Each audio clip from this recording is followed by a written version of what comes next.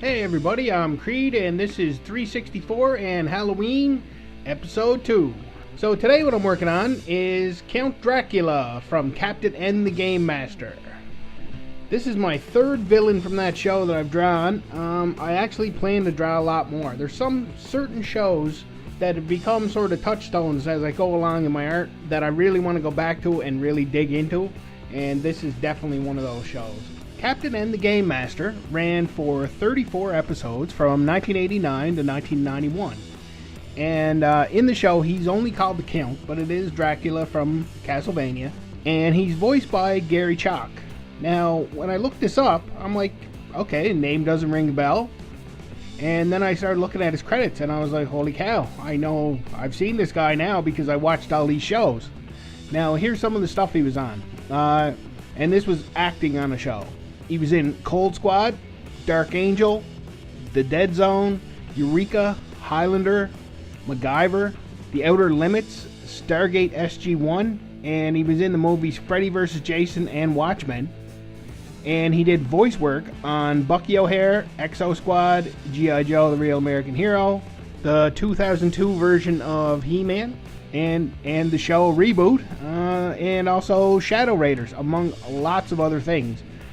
Actually, here's his picture, and you're gonna go, oh, that guy. Yep, oh, that guy. That's him. He's a good actor. So he did the voice of the Count, and on the show, actually, he also did the voice for King Hippo, and he was the narrator. Actually, one of my favorite artists also worked on this show, Chuck Patton, Justice League artist from DC. He only did Justice League 217 to 239, and he was the artist for the Detroit League. And he's actually one of my all-time favorite comic book artists, but he doesn't work in comics anymore. He works in cartoons. I'm actually going to post a link to an interview. It's an older interview, but he talks about a lot of the shows he worked on. So he is making amazing cartoons, so at least he's still out there making cool stuff for us. So with this piece, even though he is a villain, I'm not going to just do my regular villain thing with the name and whatever. I'm actually going to put this full piece out, and I'll also make one that fits in with my villain series. So I'm going to post this twice in 2 different formats. Just for special for Halloween, I think a full standing Dracula from Castlevania. And I am actually going to keep his funky colors of his suit. It's really it's like a yellow disco suit he wears in the show. And I was thinking maybe it'd be cooler if I went with regular vampire colors. But no, I'm sticking with the show, and he is funky as hell. Now, since he is a Nintendo character, and as I make this video, the new Nintendo has been just announced, the trailer just came out for it, I want to talk a little bit about Nintendo, and I really think that next year I probably will have a lot more video game related art, because I do plan to put some time into playing video games again. And I'm not sure how this is going to turn out, because it's like having a black hole in a box for me, because if I open it, I don't know how far in I'm going to go. It's a huge addiction, but I can't completely ignore it my whole life. I'm really dying to get back into video games. So it's going to be Nintendo. I'm really thinking it's going to be the Mini, although I found another option, and the only reason I was looking for another option is because the Mini will not have Dragon Warrior, my all-time favorite Nintendo game.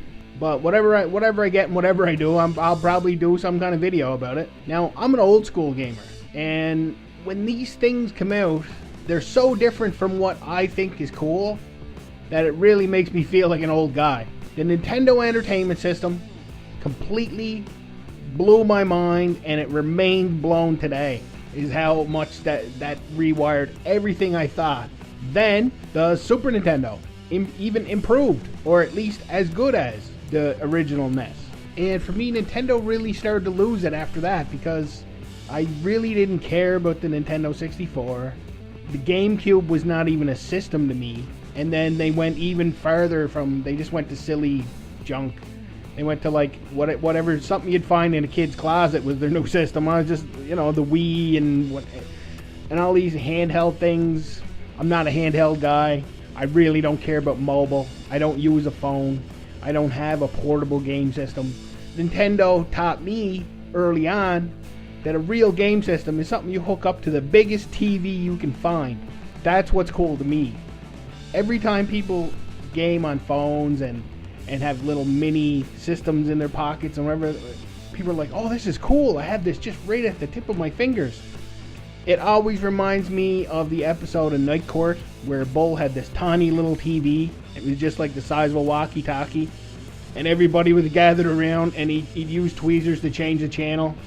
Well, that's what everybody's doing these days, and that's totally not even mildly interesting to me.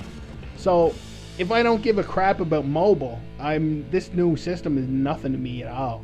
And honestly, all these improvements to games, quote improvements, have made them just less cool to me somehow. I don't know what it is. The retro factor was the coolness for Nintendo stuff. So I'm not a big fan of like Mario being in 3D. Mario's a side scroller to me. I'm so horribly old school that I have no interest in it. If somebody gave me one of these new Nintendo, NX is a better name, but they're calling it the Switch. Fetch me a Switch, boy. Alright, I'll go get one. If somebody gave one to me, I wouldn't even bother playing it. I really wouldn't. I have no interest. But this year, like I said, I am planning to really get into old school Nintendo, because that's where the joy is for me. So it's smart on their part, because I think my generation, which is all the 40-ish guys who grew up with Nintendo and Atari, I don't think they're going to convince us with all this new stuff, at least most of us. If somebody remains old school, like me, you're not going to be interested in this new junk, as far as I'm concerned. And I could be wrong, I'm not saying everybody, but everything they make is farther and farther away from what I think is cool. So Nintendo's lost me a long time ago. But I still will. Like I said, this mini is just, it's going to be awesome. But I really, really wish it had Dragon Warrior. That is almost it's almost a deal breaker. So I'm looking into, there are some other machines. I don't even want to name them off until if I do end up getting one of those instead of a mini. And I looked, and you can get a Dragon Warrior cartridge for $10 off eBay, which is fair because there's a zillion of them made. But I'd really like to put about a month and just live in the world of Dragon Warrior. But I'm such an old school gamer because multiplayer games, everybody became so excited when games got hooked up to the internet, and then, wow, I'm playing against other people. I never found that to be impressive or the mildest bit interesting. I would rather that everybody else in the game is the computer. That's just better. To me, that's a game. I don't need it hooked up. I don't care if the guy I'm shooting is Joe from Minneapolis.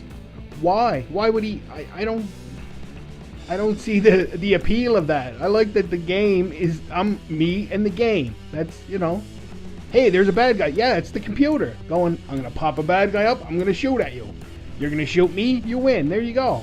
So a lot of these features they've added over time with technology, mobile and online multiplayer, and just, it's not anything I'm interested in. And actually, it's interesting, is a few years ago, I decided to get back into gaming also. But I didn't go retro like I really should have. And what I did, I bought a 360, and I got some cool games for it. I didn't play them half as much as I expected. If that was a Nintendo, they would find me near death because I forgot to stop playing. But with the 360, I'd play some and then I'd be like, I'm gonna do something else. That addiction's not there. So new games, there are some really great newer games, and by newer, I think the newest game I really worship is Painkiller, which is a few years old at least. So I don't know. I'm not a giant fan of all this newfangled stuff. I really am. I get my joy from retro games. That's just my opinion, and that's a crusty old retro gamer's opinion on this newfangled whatever it is. But the other thing I'd like to mention is those tiny controllers look ridiculous and such a pain in the ass to even try to use. But good luck, Nintendo, because I never want to see Nintendo shut down. I just never do. So I hope they sell one of those to everybody but me. Good luck, Nintendo. I worship your retro stuff, and I wish you the best. So yeah, I just thought I had to put my 2 cents worth in on this whole NX thing. I still have a habit of calling it NX because that's a cooler name. But I mean, hey, if you're one of those millennials and you're all into the mobile gaming, hey, I can take this places. Yeah, that's good luck with it. Good luck. Have a blast. I'm going to build up a collection of retro games myself, so that's what I'll be doing. But speaking of Castlevania, that actually is one of the titles on the new NES Mini. Or I think they're calling it the NES Classic. It's the Mini. Look at the size of it. It's the Mini. But either way, I will be playing Nintendo stuff soon. And I may even start doing Let's Plays, because I'm not worried about monetization. I'm not trying to make money off this channel. This channel is to spread the word. I won't get rich off this. Actually, I got my first content flag. Now, my show Inspiration uses a lot of clips. And I think I'm using them for an artistic purpose. I also think it's weird that if they flag something that's a couple of minutes in a half-hour episode, they monetize the whole thing. Well, how come they don't just get an ad while that's on? That would make more sense, and then I could monetize if I wanted to. But it's funny because the video they flagged has, I believe, 16 views after a week. So I figure in 400 years they're gonna get $20 that my corpse should have had. So they're robbing my grave is what they're doing. I don't know. Actually, I'm happy they just did that and didn't drag it down. They flagged it for a clip of Night of the Creeps, which is an excellent clip and was well worth using. If you see an ad pop up on one of my videos, it's not me. It's just somebody that decided they want to try to make some money for myself. Good luck. Get in line. So I am working on some more cool stuff. Time is getting short, but luckily this is a year-round show, so I will be posting more Halloween stuff after Halloween, and until next year. So if you're annoyed by somebody who talks about Halloween after Halloween, you will be annoyed by me shortly. And my Inspiration show is ending on New Year's. I will let you know that now, and it's going to be replaced by another show. But for right now, if you want to get in on it, it's the only show on my channel that has a storyline, and it is a Halloween storyline. I'll let you know that now. It's a standalone show. It's completely on its own, but it has a story as well as just being a sort of an artist vlog. So I think I jabbered on for long enough. I just want to end it here. I want everybody out there to get prepared for Halloween. I hope you have all your makeup. I have any props you need, any costuming stuff done, if you're building a pit full of demons in your yard, I hope that's all dug and the demons are all built. Get on that, by the way. Everybody build a pit full of demons in their yard this year. There you go. So I hope everybody has a kick-ass Halloween, and until next time, take her easy.